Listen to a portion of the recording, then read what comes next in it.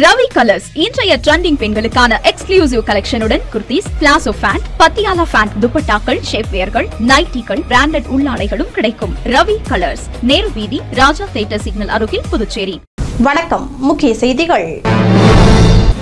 குருசுக்குப்பம் பகுதியில் திடீரென பற்றி எரிந்த கீற்று கொட்டகை.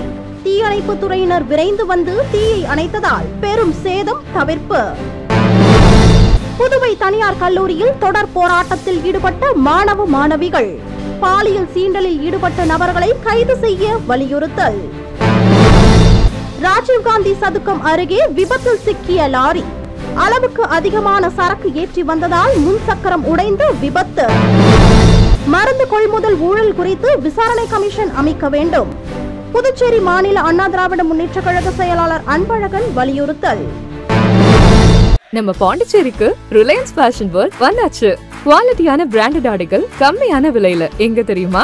அண்ணா சாலை ரத்னா தியேட்டர் பக்கத்துல இருக்க நம்ம ரிலையன்ஸ் ஃபேஷன் வேர்ல்ட் தான். இங்க கலெக்ஷன்ஸ் எல்லாமே ட்ரெண்டுக்கு ஏத்த மாதிரி இருக்கு. இப்போ தீபாவளி மற்றும் ஓபனிங் ஆஃபரா 1999 ரூபாய்க்கு மேல பர்ச்சேஸ் பண்ற அனைவருக்கும் Cello brand dinner set, John Players duffel bag மற்றும் அமெரிக்கன் டூரிஸ்டர் ட்ராலி பேக் போன்ற பரிசுகளும் இருக்கு.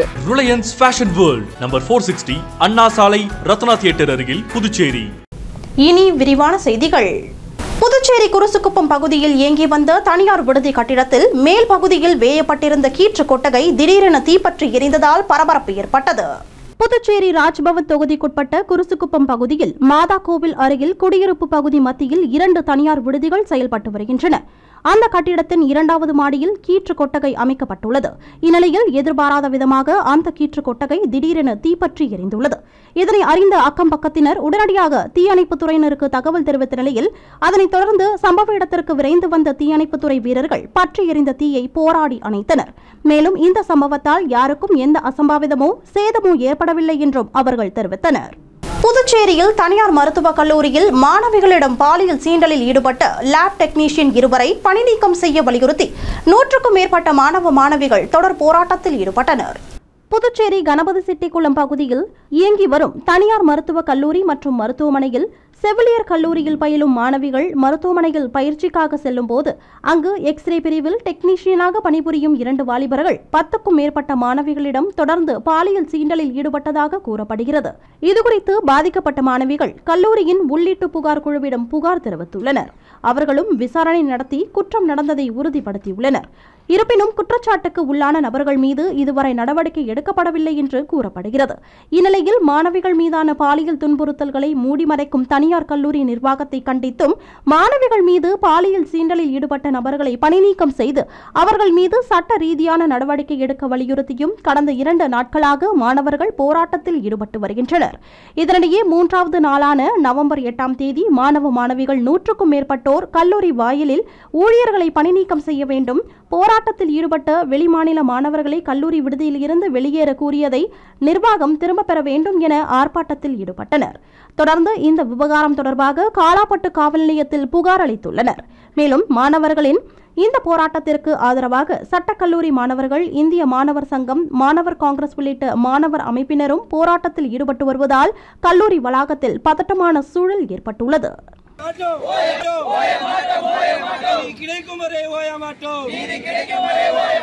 நேற்று கோவையா,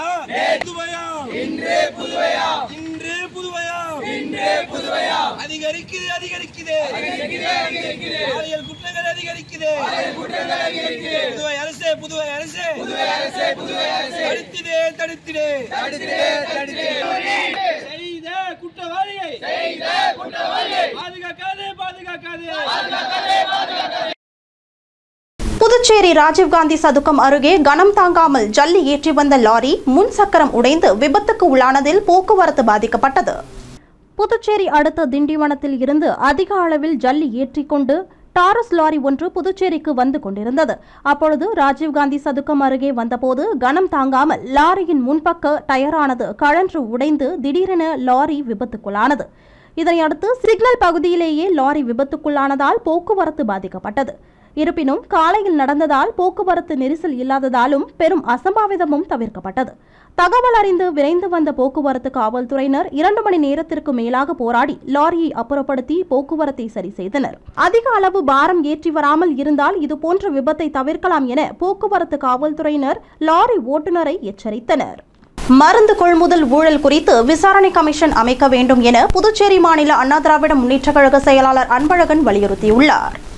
செய்தியாளர்களை சந்தித்து பேசிய புதுச்சேரி மாநில அண்ணா திராவிட முன்னேற்ற கழக செயலாளர் அன்பழகன், தெருநாய்கள் விஷயத்தில் உச்சநீதிமன்றத்தின் உத்தரவை அமல்படுத்த புதுவை அரசு உரிய நடவடிக்கையை உடனடியாக எடுக்க வேண்டும் என்று குறிப்பிட்டார்.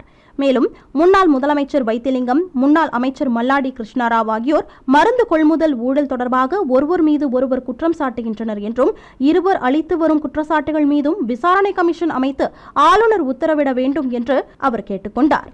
தொடர்ந்து முதலமைச்சர் ரங்கசாமி சிவப்பு ரேஷன் கார்டு உள்ள பெண்களுக்கு மாதம் 2500 ரூபாயும், மஞ்சள் அட்டைதாரர்களுக்கு 1000 ரூபாய் உதவித்தொகை பெறுவோருக்கு 500 ரூபாய் உயர்த்தப்படும் என அறிவித்தார். ஆனால் தேர்தல் நெருங்கும் நேரத்தில் இந்த அறிவிப்பை செயல்படுத்த வேண்டியது அரசின் கடமை என்றும் இந்த திட்டங்களை செயல்படுத்த மாதம் 30 கோடி ரூபாய் வீதம் ஆண்டுக்கு 360 கோடி ரூபாய் தேவைப்படும் எனவும் இதற்கு கூடுதல் நிதி ஒதுக்கி திட்டத்தை முதலமைச்சர் செயல்படுத்த வேண்டும் என்றும் அவர் கேட்டுக்கொண்டார். மேலும் புதிய பேருந்து நிலையம் திறக்கப்பட்டும் 31 கடைகள் திறக்கப்படாததால் மக்கள் அவதிப்படுவதால் ஏற்கனவே கடை வைத்திருந்த 15 பேருக்கு உடனடியாக கடைகளை ஒதுக்க வேண்டும் என்றும் மற்ற கடைகளுக்கு டெண்டர் விட வேண்டும் என்றும் கேட்டுக்கொண்டவர், இலங்கை கடற்படையால் சிறைபிடிக்கப்பட்ட காரைக்கால் மீனவர்கள் 29 பேருக்கு காவல் நீட்டிப்பு செய்யப்பட்டுள்ளது என்பதால் அவர்களை விடுவிக்க புதுச்சேரி அரசு ஆக்கப்பூர்வ நடவடிக்கை எடுக்க வேண்டும் என்றும் அவர் கேட்டுக்கொண்டார். கொடுக்கும்போது இந்த விண்ணப்ப படிவங்கள் கொடுக்கும்போது அதை கொடுக்குறவங்க BLO, அவங்க வந்து பூத் லெவல் ஆபீசர். ஆனா இந்த BLO எல்லாம் யாரை போடுறாங்கன்னா 8வது படிச்சவங்களுக்கு கூட போடுறாங்க.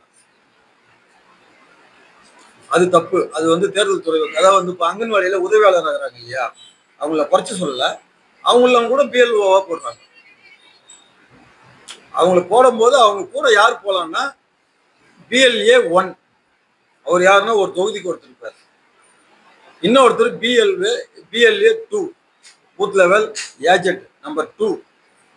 ஒரு பூத்துக்கு ஒரு அரசியல் கட்சி, அங்கீகரிக்கப்பட்ட அரசியல் கட்சியினுடைய சார்பா அவர் போகலாம். அவங்களுக்கு ஏற்கனவே நம்ம வந்து லிஸ்ட் கொடுத்துருப்போம், அவங்க கூட போறாங்க.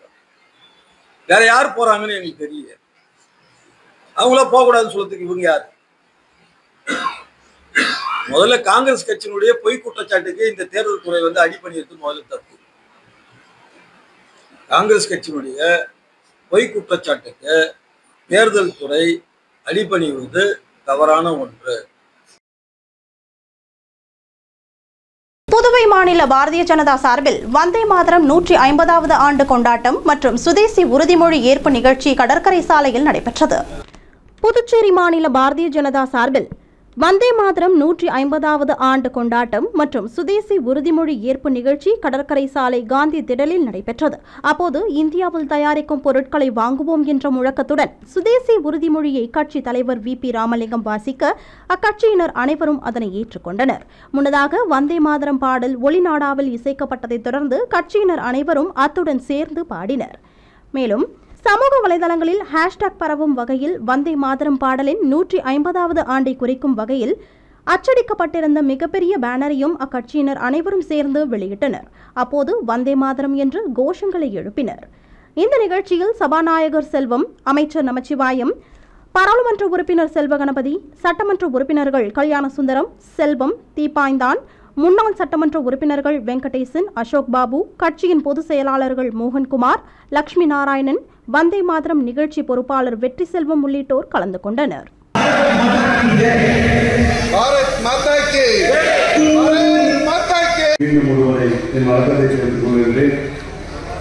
பாரத பிரதமர் நரேந்திர மோடி அவர்கள் விக்சித் பாரத் 2045 மிஷனை நோக்கி இந்தியாவை வழிநடத்தி சென்று கொண்டிருக்கிறார். அதாவது சுதேசி பொருட்களை நாம் வாங்க வேண்டும். சுதேசி அந்த வகையிலே அனைவரும் இந்த சுதேசி உறுதிமொழியை எடுக்க வேண்டுகிறேன். புதுச்சேரி இணையவழி காவல் நிலையத்தில் நடைபெற்ற மக்கள் மன்றத்தில் 25க்கும் மேற்பட்ட பொதுமக்கள் கலந்து கொண்டு தங்கள் குறைகளை தெரிவித்தனர். புதுச்சேரி இணையவழி காவல் நிலையத்தில் நடைபெற்ற மக்கள் மன்றத்தில் முதுநிலை காவல் கண்காணிப்பாளர் நித்யா ராதாகிருஷ்ணன், காவல் கண்காணிப்பாளர் ஸ்ருதி எஸ் எரகட்டி, காவல் ஆய்வாளர் தியாகராஜன் மற்றும் இதர காவலர்கள் கலந்து கொண்டனர். இதில் 25க்கும் மேற்பட்ட பொதுமக்கள் கலந்து கொண்டு தங்களுடைய வழக்கு சம்பந்தமாக குறைகளை தெரிவித்தனர். அதனைத் தொடர்ந்து அந்த புகார்கள் மீது நடவடிக்கை எடுக்க ஆய்வாளருக்கு முதுநிலை காவல் கண்காணிப்பாளர் நித்யா ராதாகிருஷ்ணன் உத்தரவிட்டார். மேலும் பொதுமக்கள் தவறவிட்ட 20 செல்போன்கள் கண்டுபிடித்து உரியவர்களிடம் ஒப்படைக்கப்பட்டது. அதன் மதிப்பு சுமார் 6 லட்சம் ரூபாய் என்றும் தகவல் வெளியாகியுள்ளது. அதனைத் தொடர்ந்து மக்கள் மன்றத்தில் கலந்து கொண்ட அனைவருக்கும் முதுநிலை காவல் கண்காணிப்பாளர் இணைய வழியில் ஏமாறாமல் இருப்பதற்கு சம்பந்தமான விழிப்புணர்வையும் அறிவுரையையும் வழங்கினார். ஆன்லைன் வர்த்தகம் மூலம் அதிகம் சம்பாதிக்கலாம் என கூறி தொழிலதிபர் உட்பட 2 பேரிடம் 8 லட்சம் ரூபாய் மோசடி செய்யப்பட்டுள்ளது குறித்து சைபர் கிரைம் காவல்துறையினர் விசாரணை நடத்தி வருகின்றனர். புதுச்சேரி உழவர்கரை பகுதியை சேர்ந்த தொழிலதிபர் ஒருவரின் செல்போன் எண்ணுக்கு குறுஞ்செய்தி ஒன்று வந்துள்ளது. அதில் ஆன்லைன் வர்த்தகத்தின் மூலம் அதிகம் சம்பாதிக்கலாம் என்று குறிப்பிடப்பட்டிருந்ததற்கு அவர் சம்மதம் தெரிவித்துள்ளார். இதனைத் தொடர்ந்து எதிர்முனையில் பேசியவர் ஆன்லைன் வர்த்தகம் எவ்வாறு செய்ய வேண்டும் என்று பல்வேறு ஆலோசனைகளையும் வழங்கியுள்ளார். மேலும் ஒரு குறிப்பிட்ட செயலி மூலம் முதலீடு செய்யும்படியும் கூறியுள்ளார். இதனை உண்மை என்று நம்பிய அவர் பல்வேறு தவணைகளாக 4,10,000 ரூபாயை முதலீடு செய்துள்ளார். இதன் மூலம் கிடைத்த பணத்தை தனது வங்கி கணக்கிற்கு மாற்ற முயற்சி செய்தபோது அவரால் முடியவில்லை. இதனால் தான் மோசடி செய்யப்பட்டதை உணர்ந்த அவர் சைபர் கிரைம் காவல் நிலையத்தில் புகார் செய்தார். இதேபோல் அரியாங்குப்பத்தை சேர்ந்தவர் 4 லட்சம் ரூபாயை இழந்துள்ளார். மேலும் புதுச்சேரி சின்னக்கடை பகுதியை சேர்ந்த பெண் ஒருவர் 90,000 ரூபாயும், முத்தியால்பேட்டையை சேர்ந்த பெண்ணிடம் 7,500 ரூபாயும், கொசப்பாளையத்தை சேர்ந்தவரிடம் 4,500 ரூபாய் என நவம்பர் 6ஆம் தேதி ஒரே நாளில் 5 பேரிடம் 9,12,000 ரூபாய் மோசடி நடந்துள்ளது. இதுகுறித்து சைபர் கிரைம் காவல்துறையினர் வழக்கு பதிவு செய்து விசாரணை நடத்தி வருகின்றனர். புதுச்சேரியில் விளையாட்டு வீரர்களுக்கான ஒதுக்கீட்டில் தேர்வு செய்யப்பட்டுள்ள கீழ்நிலை மற்றும் மேல்நிலை எழுத்தர்களுக்கான பணி ஆணையை முதலமைச்சர் ரங்கசாமி வழங்கினார்.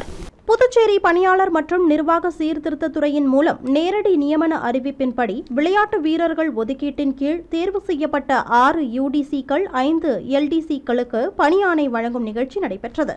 சட்டசபை வளாகத்தில் நடைபெற்ற இந்த விழாவிற்கு முதலமைச்சர் ரங்கசாமி தலைமை தாங்கி பணி ஆணையினை வழங்கினார். மேலும் இந்த நிகழ்வின் போது அரசு கொறடா ஆறுமுகம், சார்பு செயலர் ஜெய்சங்கர் ஆகியோர் உடனிருந்தனர். இனி வருவது புதுவையில் இன்றைய தங்கம் மற்றும் வெள்ளி விலை நிலவரம். இன்றைய தங்கம் வெள்ளி விலை விவரம். புதுவையில் இன்றைய தங்கம் வெள்ளி விலை விவரம் வழங்குபவர்கள் முத்து கோல்ட் ஹவுஸ், பாண்டிச்சேரி. தங்கம் 1 கிராம் 11,185 ரூபாய். இன்றைய தங்கம் வெள்ளி விலை விவரம். வெள்ளி 10 கிராம் 1,620 ரூபாய்.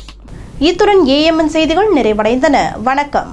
உங்கள் AMN TV செய்திகளை யூடியூபில் உடனுக்குடன் காண AMN TV பாண்டிச்சேரி சேனலை சப்ஸ்கிரைப் செய்யுங்கள். பெல் பட்டனை மறக்காமல் கிளிக் செய்யுங்கள்.